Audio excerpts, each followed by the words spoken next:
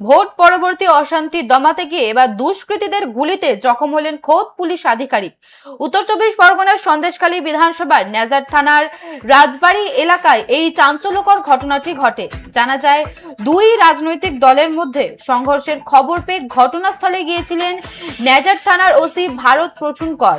পরিস্থিতি নিয়ন্ত্রণে করতে গেলে একটি বাড়ির ভেতর থেকে দুষ্কৃতীরা পুলিশকে লক্ষ্য করে গুলি চালায়। এই ঘটনায় ওসির পায়ে গুলি লাগে, পাশাপাশি একজন কনস্টেবলও গুলিবিদ্ধ হয়েছেন বলেই খবর। আহতদের দ্রুত উদ্ধার করে চিকিৎসার জন্য পাঠানো হয়।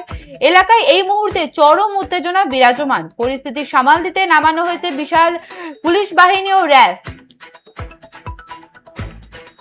ভোট পরবর্তী অশান্তি দমাতে গিয়ে এবার দুষ্কৃতীদের গুলিতে জখম হলেন খোদ পুলিশ আধিকারিক। উত্তর চব্বিশ পরগনার সন্দেশখালী বিধানসভার নেজার থানার রাজবাড়ী এলাকায় এই চাঞ্চল্যকর ঘটনাটি ঘটে। জানা যায়, দুই রাজনৈতিক দলের মধ্যে সংঘর্ষের খবর পেয়ে ঘটনাস্থলে গিয়েছিলেন নেজার থানার ওসি ভারত প্রসূন কর। পরিস্থিতি নিয়ন্ত্রণ করতে গেলে একটি বাড়ির ভেতর থেকে দুষ্কৃতীরা পুলিশকে লক্ষ্য করে গুলি চালায়। এই ঘটনায় ওসির পায়ে গুলি লাগে এবং পাশাপাশি একজন কনস্টেবলও গুলিবিদ্ধ হয়েছেন বলেই খবর। আহতদের দ্রুত উদ্ধার করে চিকিৎসার জন্য পাঠানো হয়। এলাকায় এই মুহূর্তে চরম উত্তেজনা বিরাজমান।